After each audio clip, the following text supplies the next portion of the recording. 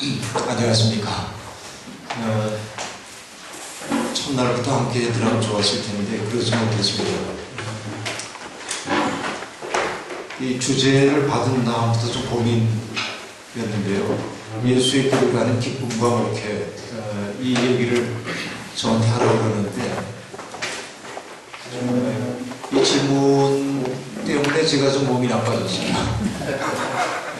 진짜입니다. 뭐냐면 제시된 이 주제가 제 목회 생활 30년을 돌아볼 것을 요구하고 있었는데 이 주제 자체가 너는 예수의 길을 가는 기쁨이 있냐라고 묻고 있었는데 한 달 이상은 생각해 봤지만 지금 기쁨이 별로 없어요. 이게 아주 솔직한 제 마음이었습니다. 대체 내가 어떤 얘기를 할 수 있을까 그런 고민이 굉장히 많이 있었고요. 그러던 중에 이제 어제는 요 가까운 곳에 있는 안산일대학에 와서 교수관 수련회 이야기를 좀 하고 지나갔습니다만 여기에 올 수 있는 형편이 되지 못해서 오지 못했는데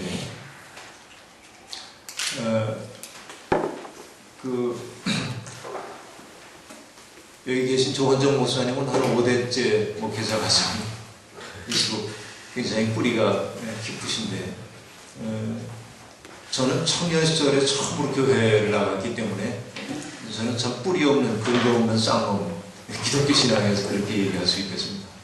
그런데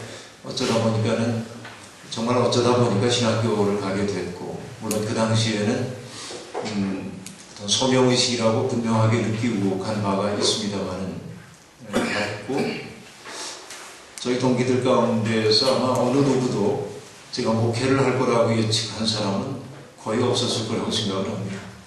아마 지금 목회하는 친구들에게 다 물어봐도 제가 목회할 거라고 생각했던 사람은 아마 하나도 없지 않을까 하는 생각이 있습니다. 그런데 아무 데도 떠나지 않고 한 곳에서만 목회하고 있는 아주 정착민 생활이 익숙해진 목회자가 되어버리고 말았습니다. 그러니까 제가 청파교회하고 처음 인연을 맺은 것이 81년도 이니까 올해로 30년입니다. 그러니까 1년만 빼놓고 30년 동안 제가 청파교회 목사 및 전도사였습니다. 유목민들이 가장 경멸하는 부류의 사람이 정착해서 아무 갈등 없이 사는 사람이라고 하는데, 그런 면에서 보자고 한다면 저는 참 경멸받기에 마땅한 사람이 아닌가 하는 생각을 해봅니다.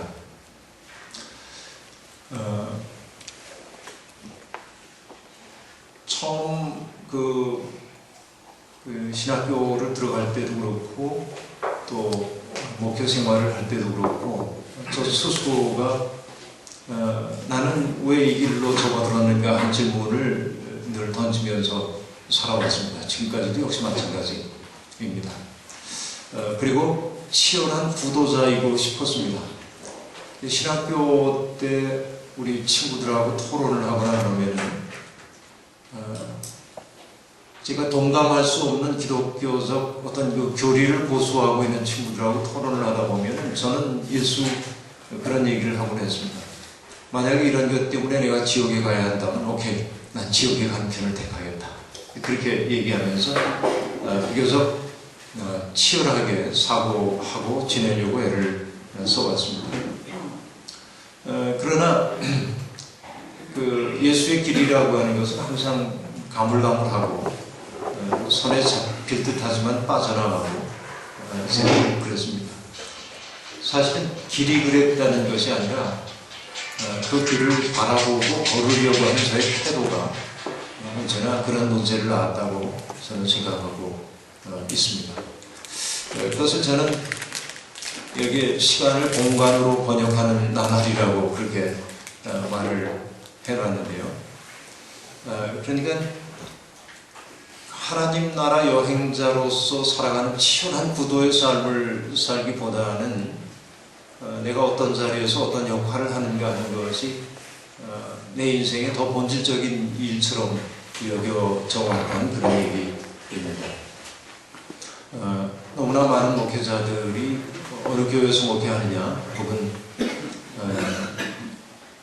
어떤 지위를 차지하고 사느냐 하는 것이 자기들의 인생에 상당히 중요한 요인으로 생각하는 가문들이 있습니다만 저는 그런 삶을 굉장히 경멸하면서도 나 자신도 그런 길로 자리에 대한 관심이 있었던 것은 아닙니다만 나도 모르게 거기에 젖어든 채 오늘까지 지나왔다 하는 생각을 해봅니다.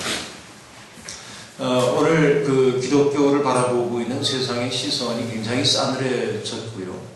이건 우리가 모두 다 안타까이 여기는 부분입니다만 이 시대를 바라보면서 제가 느끼는 것은 굉장히 우울한 느낌입니다. 전철을 타고 여기 오면서 제가 책을 읽으면서 왔는데 니코스 카잔차키의 스페인 기행이라고 하는 책을 읽었는데 여기 이런 그 대목이 나오고 있습니다. 스페인의 정신이라고 하는 것을 둘로 얘기를 하면서 하나는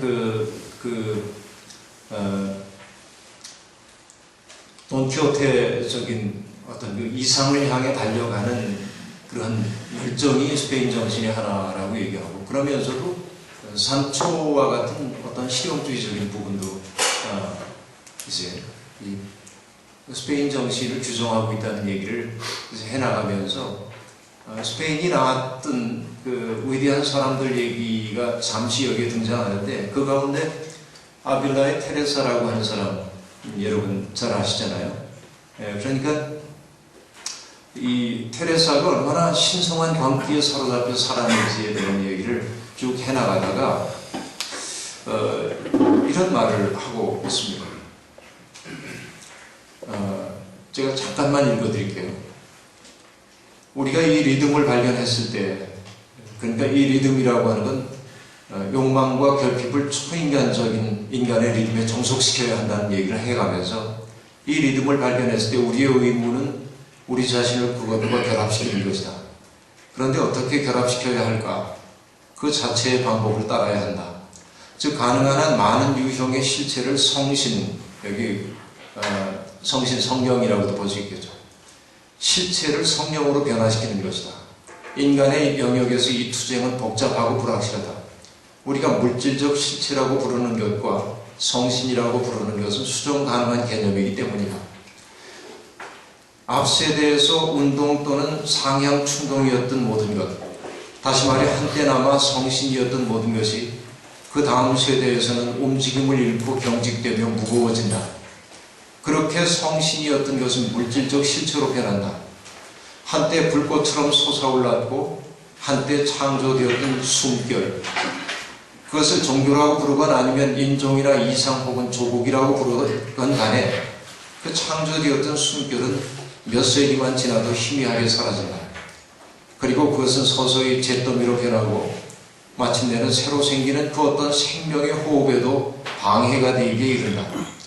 결국 모든 가능한 형태의 작업에서 그 힘이 소진되고 나면 창조의 숨결 역시 지쳐서 사라져버리고 투쟁의 한가운데서 장애물로 변하고 만다.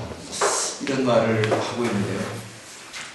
뜬금없이 여러분들께 이 구절을 읽어드리긴 했습니다만 제가 오늘날 개신교를 바라보면서 아주 불길하게 느끼고 있는 느낌이 이게 1937년에 쓰여진 책인데 니코스 카잔차키스가 나이가 50대였을 때 쓴 책입니다만 여기에서 그는 이 스페인을 바라보면서 그런 느낌, 그러니까 한때는 뜨겁게 불타올랐던 성신이 된 것이 물질적 실체로 변해버리고만 그것은 종교일 수도 있고 이데올로기일 수도 있고 인종일 수도 있고 이상일 수도 있는데 그렇게 변해버리고 말면은 창조의 숨결도 멈추어지고 싸늘한 잿더미가 되어가지고 결국은 새로운 성신이 태어나는데 장애물로 바뀌어버리고 만다. 그런 이야기를 하고 있는데 저는 이것이 오늘 한국교회에 드리워진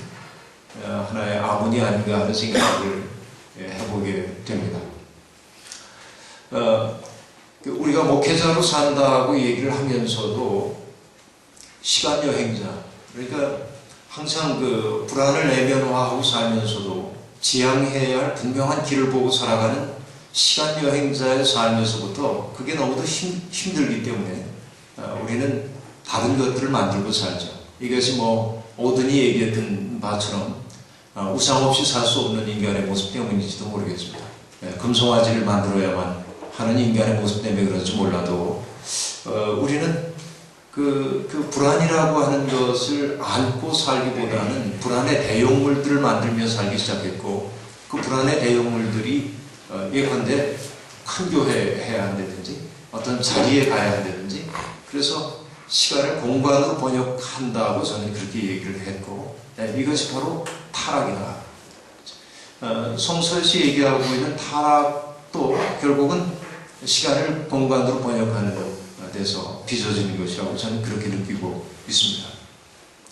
그 속에서 목회자들은 심각한 자기 불화를 경험할 수밖에 없습니다.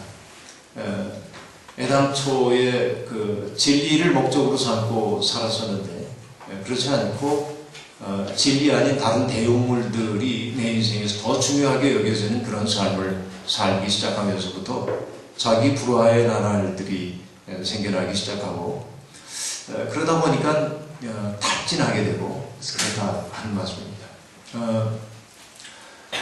어제와 그저께 양일 동안 여기 오셔서 말씀을 나눴던 여러 목사님들이 제가 김준호 목사님하고 와서 잠깐 얘기를 나누면서 얼마나 뜨겁게 이야기도 나누고 감격들을 했는지 얘기를 들었는데, 저는 반대의 현실, 제가 고백적으로 지금 얘기를 할 수밖에 없습니다. 감격스러운 이야기보다도 실패한 이야기를 여러분들에게 좀 드리는 것도 필요하리라고 생각해서 저는 이 자리 이외에서는 이 얘기가 뭐 다른 사람들한테도 같이 이렇게 공유되는 것이 원하지 않습니다. 사실 솔직한 얘기를 하고 싶기 때문에 지금 목회 30년을 돌아보면서 사실 제 마음을 사로잡고 있는 것은 뭐냐면 이제 그만하고 싶다 하는 생각이 아주 많이 있습니다. 도전도 안 해보고 그렇게 말하는 것이 굉장히 무책임하게 느껴질 수도 있지만은 상당히 지쳐있는 것이 사실입니다. 그동안 이제 목회를 해온 30년을 돌아보면 마치 그 신화 속에 나오는 어떤 존재처럼 반쯤 몸이 땅에 묻힌 채 날아오르려고 상승하려고 날개짓 하는 것처럼, 마음은 늘 어딘가를 날고 싶었는데 몸은 늘 땅의 인력에 매여서 살 수밖에 없었던 그런 상당히 우울한 그런 세월을 내가 살아온 것 아닌가 하는 생각을 해봅니다. 그러다 보니까 제 삶 속에 뭐가 사라졌냐면 좀 공격성이 사라졌습니다. 도전하는 정신들이 많이 사라져버리고 말았습니다. 처음부터 그랬던 것은 아닌데 정착 생활을 하는 동안 떠나지 못하는 그런 붙박이로서의 삶을 사는 동안 그런 문제가 생겼습니다. 작년에 우리 홍정수 박사님 말씀하실 때 자꾸 떠나야 된다고 말씀하셨는데 그 말씀에 이제 철저히 공감합니다. 그런 건데, 그러니까 진정한 기쁨이라고 하는 것은 도전하고 실패하고 또 실패를 딛고 다시 일어나면서 하나 더 영혼의 길에서 상승해가고 이런 그 곡절 속에 그 삶 속에 새겨지는 그런 그 곡절의 무늬 속에 깃드는 것이 기쁨이라고 생각을 하는데, 별일 없이 살아온 그 30년이니까 기쁨을 말하라고 하니까 대단히 곤혹스러웠다, 이렇게 말씀을 드릴 수밖에 없습니다. 결국 다시 한번 돌이켜 봅니다. 내가 어떻게 지금까지 살아왔고 앞으로 살아야 할 것인가에 대한 생각을 하지 않을 수가 없는데, 저는 기본적으로 생각을 해봤습니다. 신앙생활을 한다고 하는 것은 뭔가? 그것은 한마디로 얘기해서 예수의 이야기에 합류하는 이야기를 만드는 것이 신앙생활이다 하는 생각을 해봤습니다. 그러니까 예수 이야기, 그 맥킨타이어라고 하는 사람이 그런 얘기를 하더군요. 제가 그 만난 지 얼마 안 되는 구절입니다만 좋아서 여기저기 쓰고 있는데, 그 사람이 어떤 사람인지를 알려면 그가 어떤 이야기의 일부로 살아가기를 원하는지를 보면 알 수 있다. 그렇게 말을 하더군요. 그러니까 우리들도 어떤 이야기의 일부인 것이 분명합니다. 잠깐만요.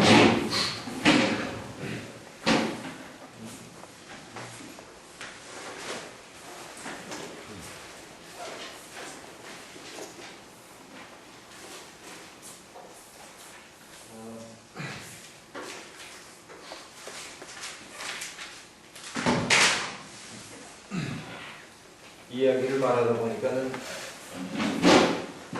어제 메모해놓은 게 떠올라서요. 여기 이렇게 얘기하네요. 우리는 이야기 구성을 적극 활용함으로써 정체성과 자아상을 정립하고 이야기를 개발하고 털어놓는 과정을 통해 우리 존재를 완성해 간다. 하지만 우리는 우리 자신의 이야기 속에 있으므로 우리 이야기가 어떻게 끝날지 모른다. 새로운 사건이 우리 삶에 더해질 때마다 줄거리를 계속 수정할 뿐이다.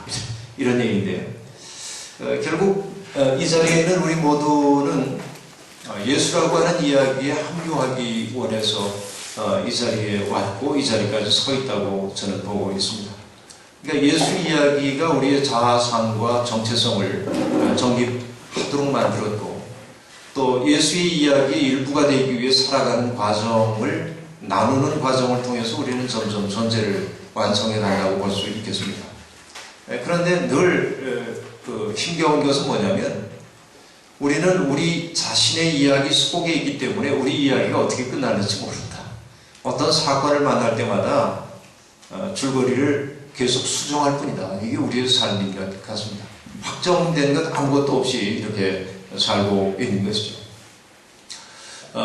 대체 예수 이야기라고 하는 것이 뭐냐 하고 저 나름대로 생각을 해봅니다. 어제도 그 사형리를 넘어서는 새로운 신앙의 원리를 여러분 저녁에 아주 감동적으로 얘기를 나눴다는 얘기를 들었습니다만, 예수가 대체 어떤 분이냐, 저 스스로 그런 질문을 끝없이 던질 수밖에 없었습니다.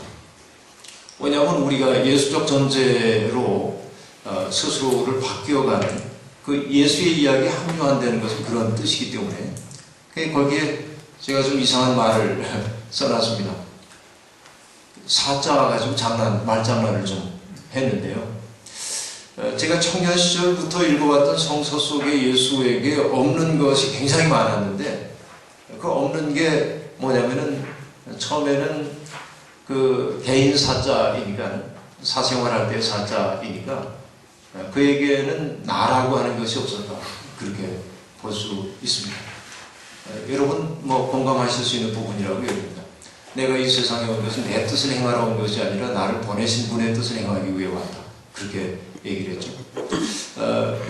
그러니까 예수에게 있어서는 나를 살리기 위해 하나님 뜻 죽이는 것 없었죠. 철저히 이제 예수 그런 인생을 살았구나 하는 것을 저는 느꼈고요.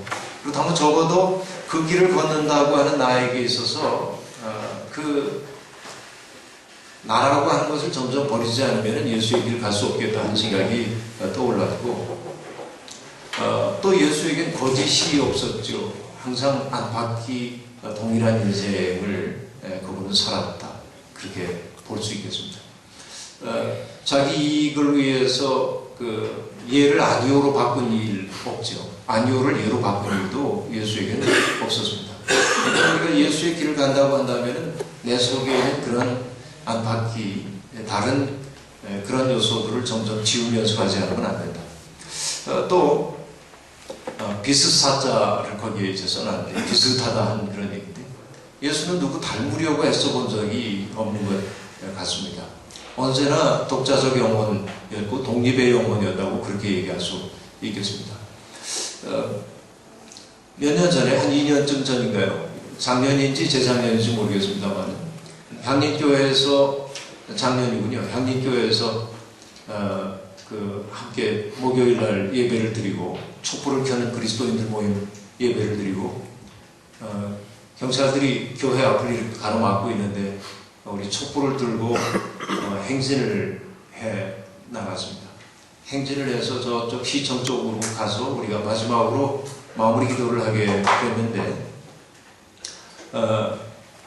김경호 목사님이 마지막 말을 하고 기도하고 이제 우리 헤어지는데 김경호 목사님 하시는 말씀 듣다가 정신이 확 끝장나는 것을 저는 느꼈습니다. 이렇게 얘기를 했어요. 김경호 목사님이 도대체 무엇이 저 30살의 젊은 청년 예수와 하여금 옛사람은 이렇게 말했지만 나는 이렇게 말한다, 이렇게 말할 수 있도록 만들었는가? 옛사람은 이렇게 얘기했지만 나는 이렇게 말한다라고 말할 수 있었던 그 내적 힘이 뭔가 하고 얘기를 했어요. 그 말을 듣는 순간 정말 그 전율이 제 마음속에 왔습니다. 우리는 너무나 오랫동안 옛사람들이 말한 것들 그 바탕 위에서 사고하는 일에 익숙했는데 그 바탕을 버리지 않으면서도 그것을 새롭게 해석해서 자기의 말로 얘기할 수 있는 예수, 그렇죠? 그걸 보면서 바로 이것이 독립의 영혼이구나 하는 생각을 해봤습니다. 우리가 누구와 비슷해지기 위해 애를 쓰는 순간에는 나로서 살아가기 어렵구나. 예수는 그런 의미에서 철저히 남과 비슷해지기를 추구했던 사람이 아니라 정말 독립의 영혼을 가진 사람으로 살았구나 하는 생각을 해봤습니다. 오늘 우리 목회자들이 너무 비루해지고 누추해지고 있는 까닭은 남과 비슷해지려고 하는 그런 마음을 내려놓지 못하기 때문이 아닌가 하는 생각을 해봤습니다. 예수에게 또 없는 것은 뭐냐면 사치스러움이 없습니다. 자기를 위해 뭔가를 남겨두는 것이 없었죠. 언젠가 인사동에서 고진아 목사님을 기다리고 있었는데 2층 찻집에서 온데든 고 목사님은 오지 않고 저녁 무렵이 되어가지고서는 이제 사람들이 출근하고 또 어떤 사람은 인사동으로 이렇게 밀물 들어오듯이 들어오는 사람들의 모습을 2층 창에서 이렇게 내려보는데 저녁 무렵에서 그런지 몰라도 말할 수 없는 고적함이 제 마음속에 울려왔고 그러면서 제 귀에 들려오는 음성이 그거였습니다.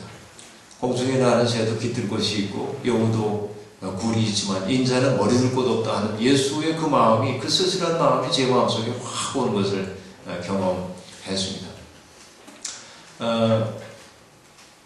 그렇죠. 이게 예수이죠. 조금 전에 와서 김준호 목사님하고 같이 성 나사로 마을 거기로 올라갔습니다. 올라가다 보니까 성 다미엔 신부의 조상이 이렇게 있는 것을 봤습니다. 여러분 다미엔 신부 다 잘 아시는 것처럼 몰로카이 섬에 나환자들을 위해서 평생을 살다가 나환자로 세상을 떠난 그런 분이죠. 그분의 말씀이 떠올랐습니다.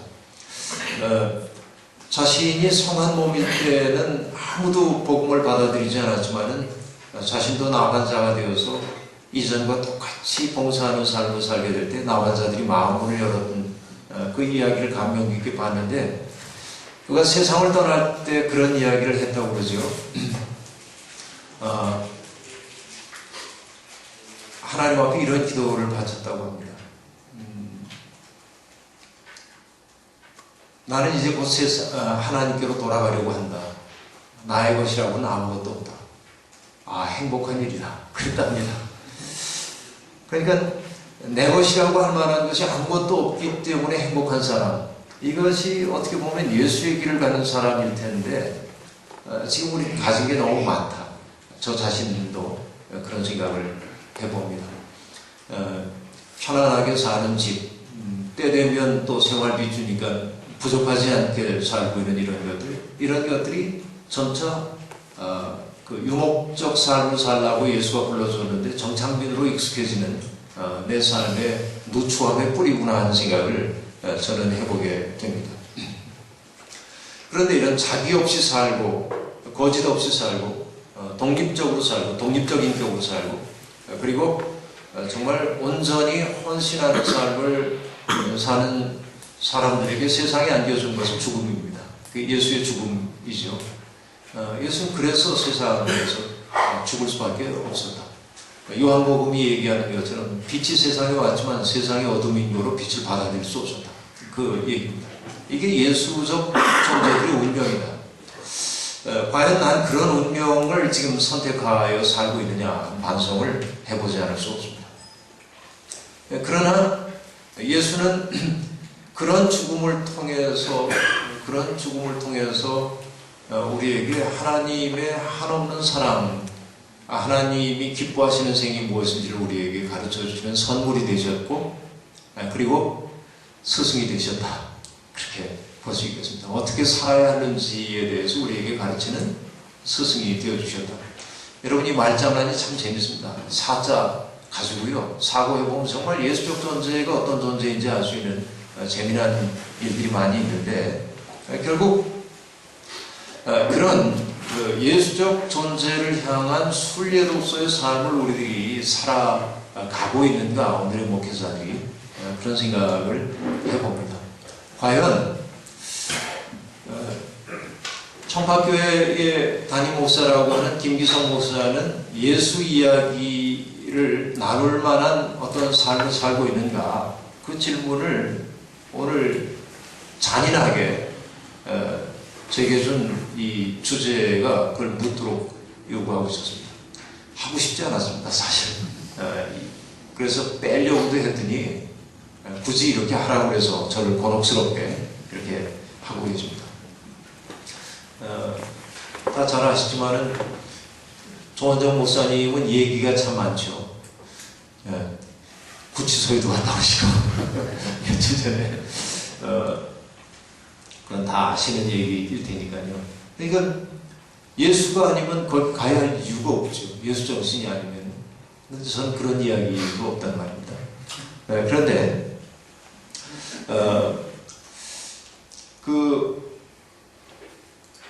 여러분은 어떠십니까? 과연 예수의 이야기에 합류할 만한 이야기들을 가지고 있는지. 최철호 목사님이나 다른 목사님들은 그렇게 아주 치열하게 몸으로 사는 분들이기 때문에 이야기가 있는데, 기존 교회 목회자인 저로서는 그런 이야기 사실은 많지 않습니다. 예수의 이야기에 합류하는 내 신앙의 이야기가 없다고 한다면 우린 죽은 목회자다 하는 생각을 저는 해보고 있습니다. 그 아라비안 나이트, 여러분 천일야화라고 번역되어 있는 아라비안 나이트 이 얘기를 잘 아십니다만은, 거기에 보면 세라자데라고 하는 여성이 나오는 것을 여러분 알고 있습니다. 그 얘기가 상당히 흥미롭습니다. 왕을 기쁘게 하기 위해서 1000하루 동안 이야기를 지어내는 그 구조로 되어 있는 것이죠. 내용은 이러합니다. 왕이 하나 있었는데 그는 아주 행복한 결혼 생활을 하고 있었는데, 어느 날 아내가 새로운 삶을 찾아와서 새로운 남자를 만나서 집을 떠납니다. 그러니까 왕이 오생이진 남자가 되었는데, 그래서 그는 마음에 깊은 상처를 입고, 그래서 그 상처를 달래기 위해 매일 저녁 자기의 침소에 처녀들을 들이도록 명령을 하고, 그 처녀들과 하룻밤을 보낸 다음에는 다음날 아침에 목을 베어서 죽여버리고 마는 겁니다. 그러니까 아리따운 여성들, 젊은 여성들, 처녀들은 그야말로 공포가 아닐 수 없었습니다. 그래서 많은 여성들이 죽었고요.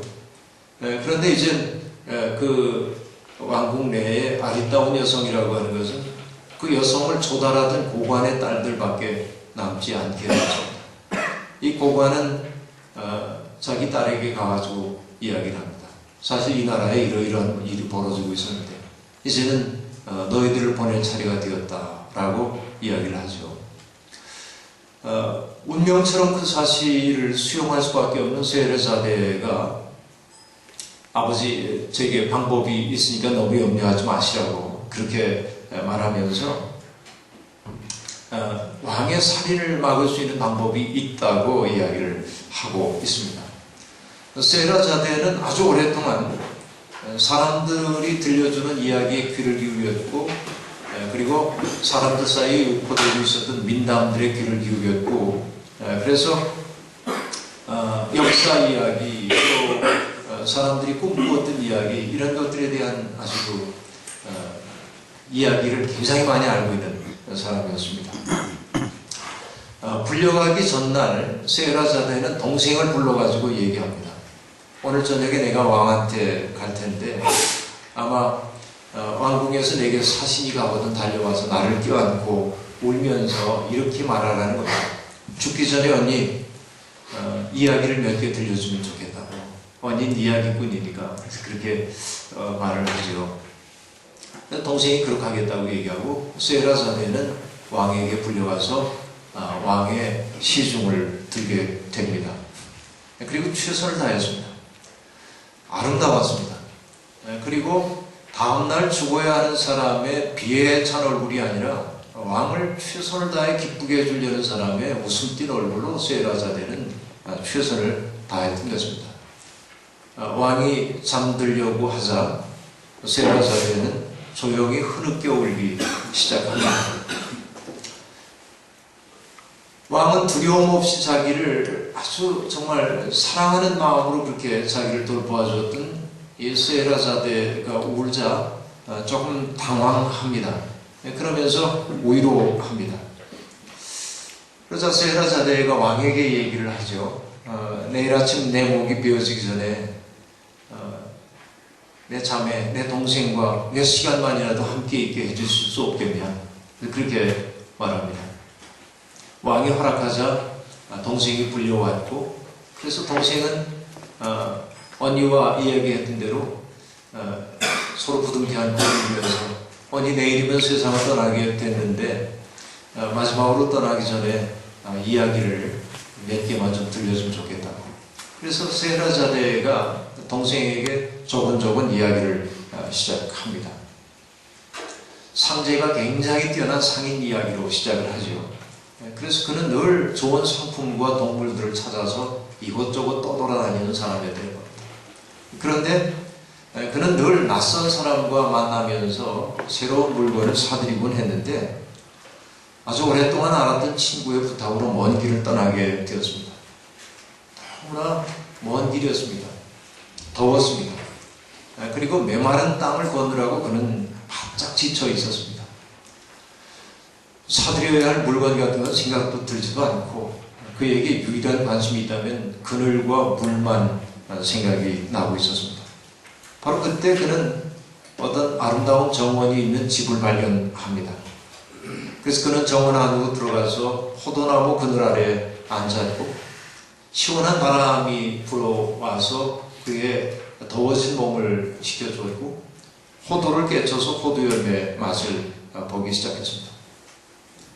얼마나 이 이야기를 잘해 나가는지 왕은 잠자리에 누워있다가 그 얘기를 듣다가 어느 결에 자기도 모르게 일어나 앉아서 이야기를 경청하기 시작합니다. 그녀가 하는 말, 또 그 얼굴의 표정과 목소리에 도취됩니다. 그래서 그 세라자대가 풀어놓는 이야기의 어떤 그 광경 속에 깊이 들어가기 시작합니다. 새들의 소리가 들려오는 것 같고 바람이 스쳐오는 것 같고 그리고 호두의 맛을 느낄 수 있는 것 같고 그 상인이 느꼈던 흥분과 열망과 또 두려움과 놀람 이런 것들이 왕에게 그대로 이제 와닿기 시작합니다.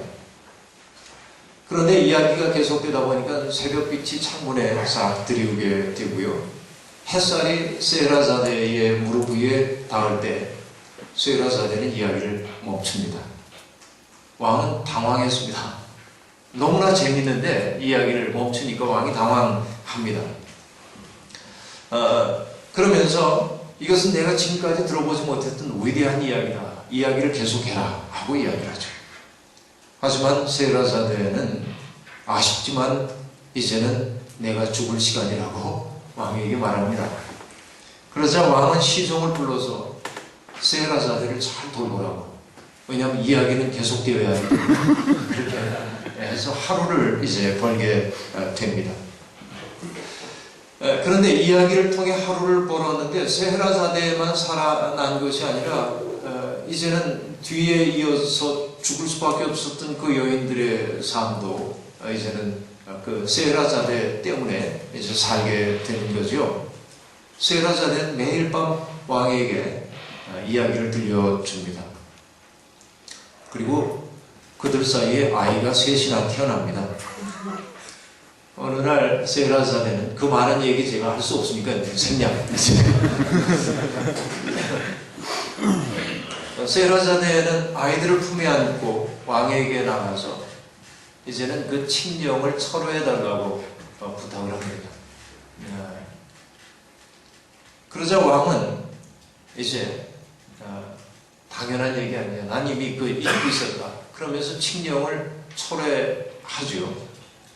이 아름다운 이야기 끝에 아라비안 나이트의 이야기꾼은 뭐라고 말하냐면 이슬람의 지혜, 알라의 지혜를 찬양하라고 얘기하면서 알라는, 그렇죠? 이슬람이니까 이 이야기가 알라는 지혜 가운데서 우리에게 이야기를 주신다 이렇게 말합니다. 그러니까 우리에게 어떤 이야기를 주시는 것이 알라라고 이 얘기는 우리에게 해주고 있습니다. 이 아라비안 나이트 얘기는 야한 얘기가 아닙니다.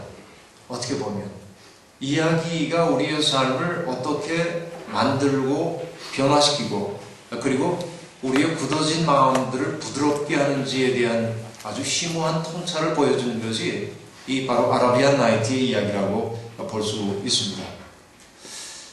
그래서 이 이야기꾼의 이야기에 귀를 기울이다 보면 결국 인간의 하루하루의 삶이라고 하는 것은 행동을 통해 각자의 이야기를 써나가는 과정이라고 하는 사실을 우리는 알게 되는 것이죠. 그래서 인생이란 뭘까? 삶의 포iesis, 삶의 시작, 그렇죠? 시를 짓는 것. 이것이 인생이구나 하는 얘기를 우리에게 들려주고 있습니다. 그래서 어떤 분은 이렇게도 얘기합니다. 평범한 사람들은 인생을 경험하며 살지만 그러나 정신을 차린 사람들은 인생을 구성하며 산다. 그렇게 말하고 있습니다. 결국 우리들이 목회자로 이 세상에 살고 있다고 하는 것은 다른 것이 아니라 그 예수 정신으로 우리의 생을 구성하겠다고 작정하고 우리들이 이 길로 나온 것이다. 알게 모르게 저는 그런 생각을 해보게 되는 겁니다. 이런 이야기들, 우리들이 삶을 통하여서 이야기들을 만들어 나가야 합니다.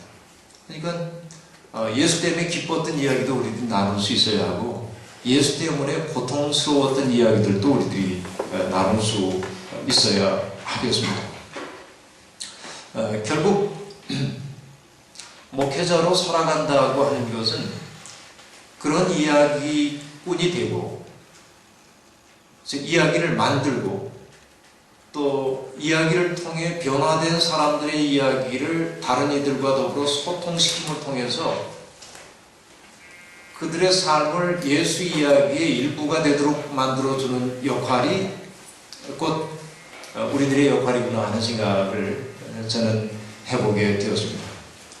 그래서 교회라고 하는 것도 복잡한 교회론을 저는 얘기할 수 있는 능력도 없습니다만 교회라고 하는 것은 예수를 믿고 따르면서 사람들이 만들어내는 그 수많은 이야기들을 소통시키는 이것이 그 교회가 아닐까.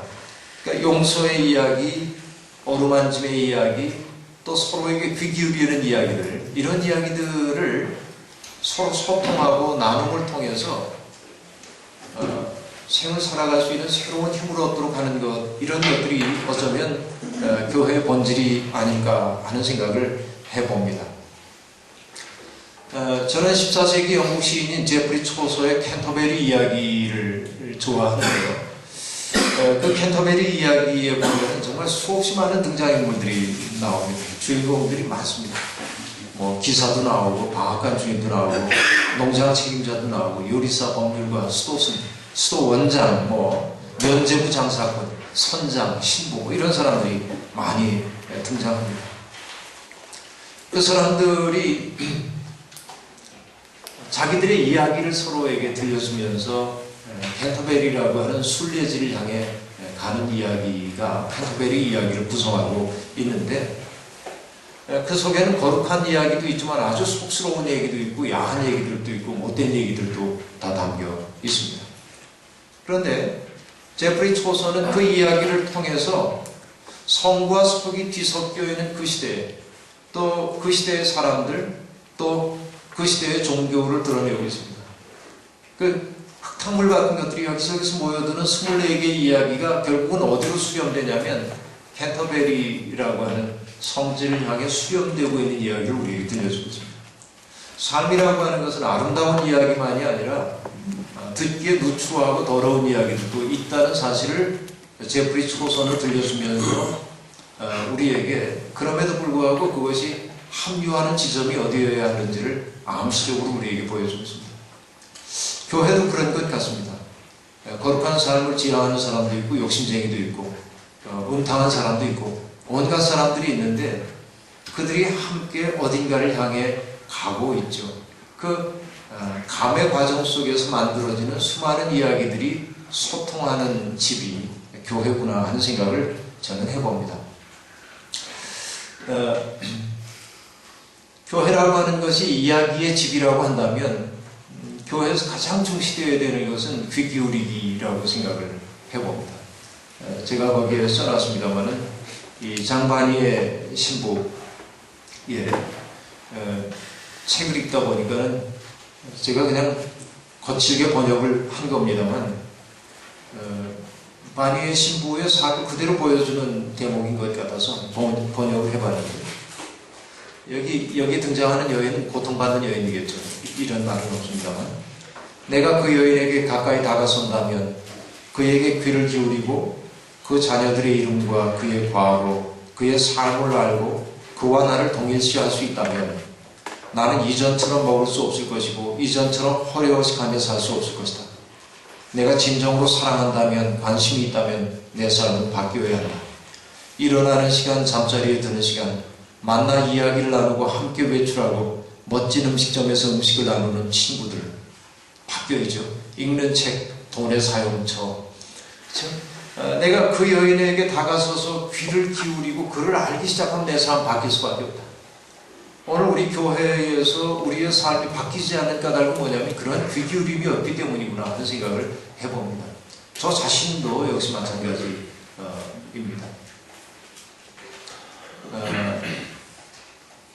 우리는 한사코 귀를 기울이려고 하지 않죠. 왜냐하면 그게 불편하기 때문에 그렇습니다. 왜냐하면 귀를 기울이고 그를 알기 시작하면 우리의 삶이 바뀌어야 하기 때문에 그렇습니다. 이것이 우리의 역설적 상황입니다.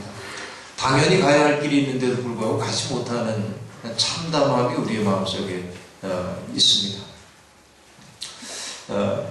그래서 아마 저하고 비슷한 느낌들을 교인들도 거의 다 받는 것 아닐까. 그렇죠? 그래서 우리는 그 현실을 현실 그 자체로 인정해가면서 그 다음에 해야 하는 것은 새로운 이야기에 그들을 초대하는 일입니다. 그들의 삶의 이야기에 귀를 기울일 뿐만 아니라 새로운 이야기 속으로 그들을 초대하는 것이 필요하다고 보는데 아브라함 조수아 헤셀 선집에 나오는 이야기 있습니다. 인간의 영혼은 스스로 빚진 자임을 아는 감각을 하늘로부터 받았는데 놀람, 두려움, 불안이 그 빚진 자임을 아는 감각을 살아있게 한다. 자, 거꾸로 얘기하면은 우리가 빚진 자로서의 의식을 갖지 못하는 까닭은 뭐냐면 놀람, 두려움, 불안 같은 거 우리가 맛보지 않으려고 하기 때문에 한사고 내가 스스로 빚진 자임을 잊어버리고 만든 것 같습니다. 놀람은 우리가 청구받고 있는 상태다. 우리의 체면에도 불구하고 욕심에도 불구하고 무엇인가가 우리에게서 청구되고 있다는, 즉 놀라고 숭배하고 생각하고 삶의 신비와 장엄함에 어울리게 산다는 청구를 우리가 받고 있다는 깨달음으로 우리는 등을 밀려 살아간다. 사람 때문에 시련은 그가 스스로 빚진 자라는 인식을 지니고 초월로부터의 요구에 대답하는 데 달려있다. 그렇게 말합니다. 그러니까 캔터베리를 향해 떠나고 있는 성 속의 그 수많은 사람들이 가지고 있는 삶의 이야기들, 어떻게 보면 흙탕물처럼 보이고 욕망의 징구렁처럼 보이는 곳에 살고 있는 사람들이 우리가 함께 살고 있는 교인들의 모습을 구성하는데, 그들에게 우리가 끊임없이 상기시켜줘야 하는 것은 우리가 빚진 자이고 뭔가를 청구받고 있다는 사실을 상기시키는 것, 이런 것들이 목회자로서의 역할들이 아닐까 하는 생각을 저는 해보고 있는 것입니다.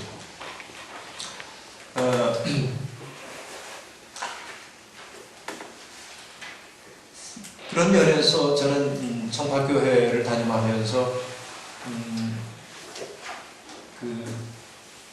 정말 예수 이야기 많이 만들지는 못하지만 그래도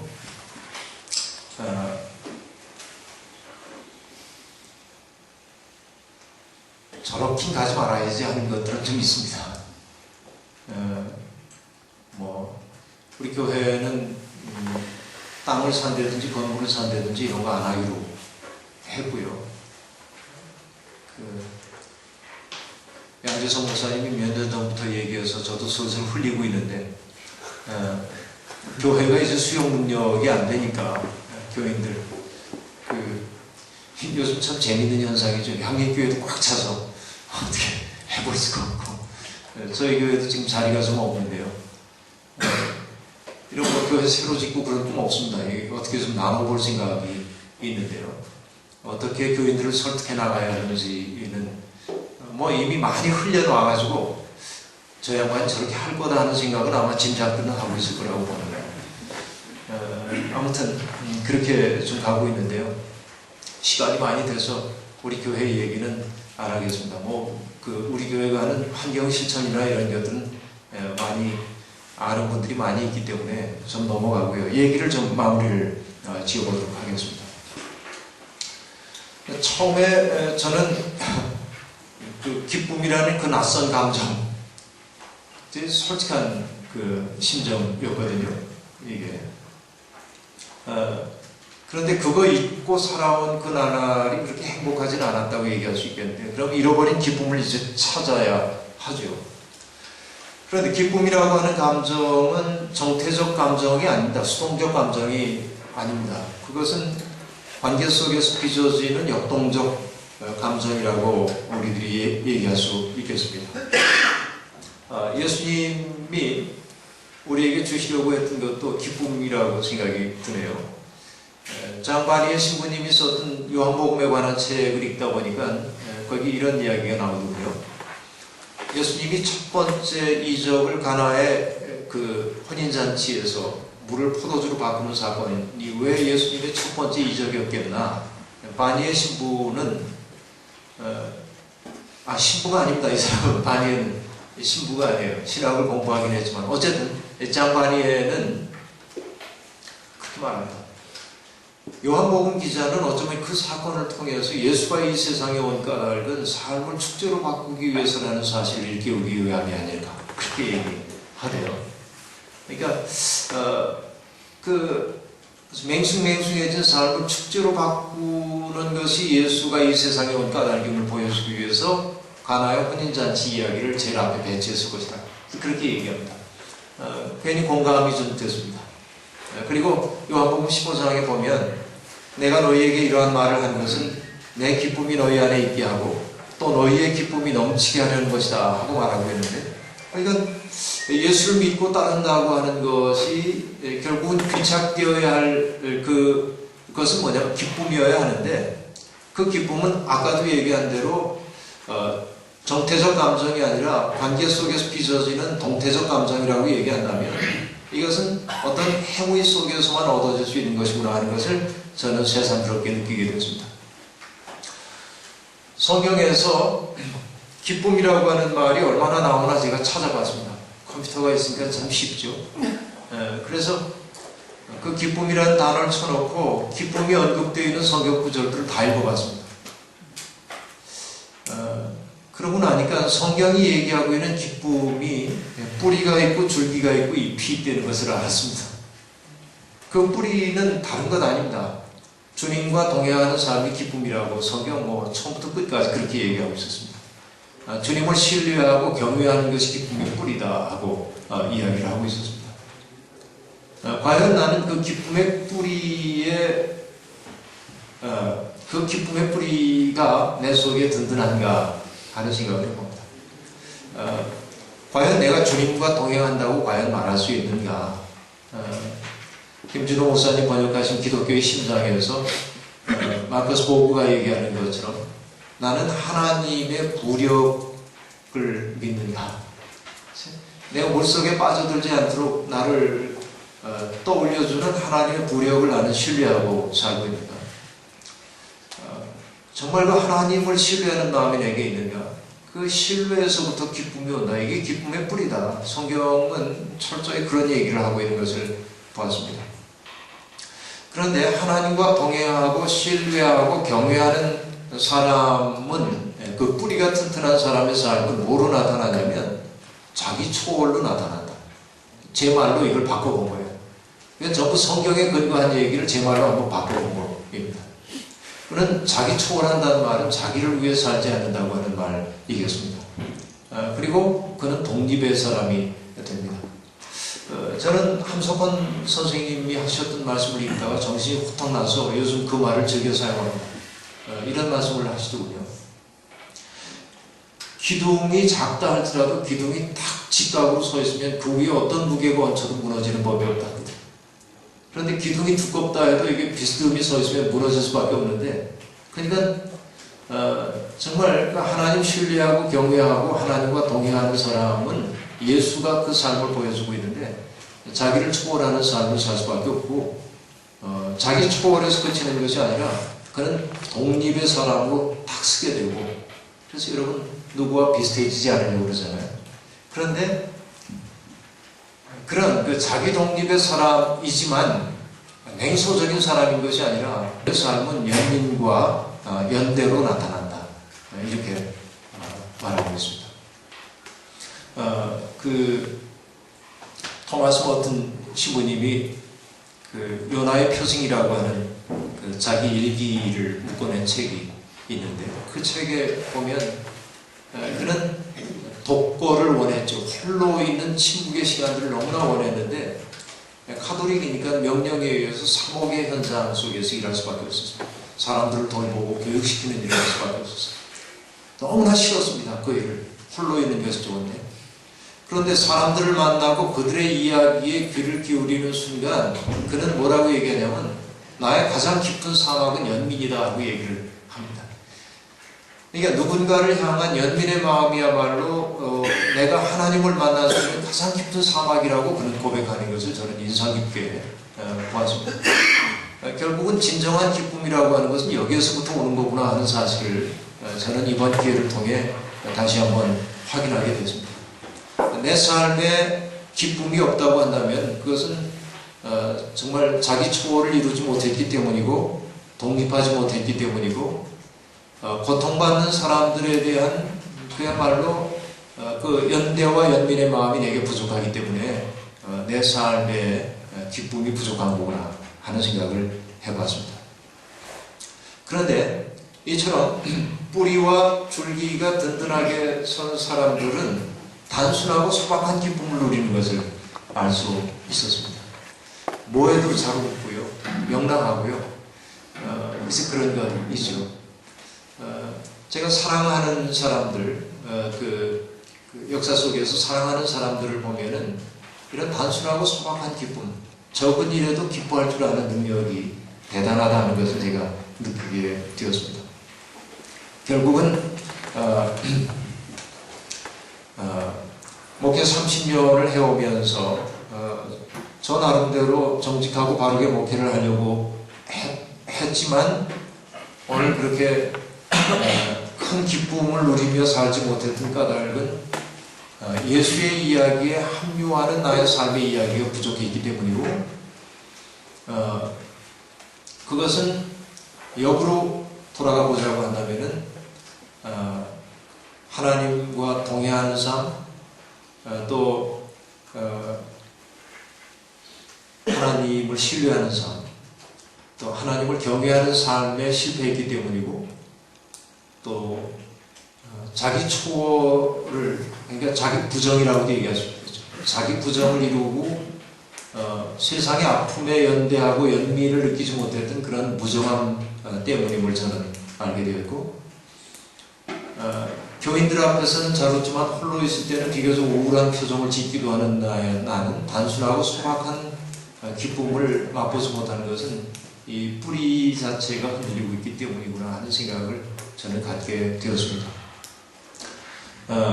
마무리를 해야 하는 시간에 이런 우울한 이야기를 하게 돼서 죄송합니다. 그러나 이것이 여러분의 목회를 한번 돌아보는 좋은 기회가 됐으면 좋겠고요. 시편 119편에 나오는 말씀, 내가 주님의 계명들이 가리키는 길을 걷게 하여 주십시오. 내가 기쁨을 누릴 길은 이 길뿐입니다. 저는 이것을 예수 목회 세미나가 제게준 과제에 대한 답으로 저 스스로에게 상기시키고 싶어서 이 말씀을 여기 적어놨습니다. 사도행전 5장 41절에 그런 얘기들이 나오네요. 사도들은 예수의 이름 때문에 모욕을 당할 수 있는 자격을 얻게 된 것을 기뻐하면서 공의에서 물러나왔다. 결국 우리가 추구하는 기쁨은 다른 이들이 추구하는 기쁨과는 조금 다른 기쁨인 거 우리들이 알 수 있겠고, 정말로 예수 목회하는 기쁨을 누리기 위해서는 우리가 기쁨의 뿌리, 줄기, 이런 것들이 다 든든해져야겠다 하는 생각을 해봅니다. 30년의 목회가 이렇게 정리되는데 남아있는 저의 목회 시간이 얼마가 되는지 모르지만 이 기쁨을 맛보기 위해 애써봅니다. 고맙습니다.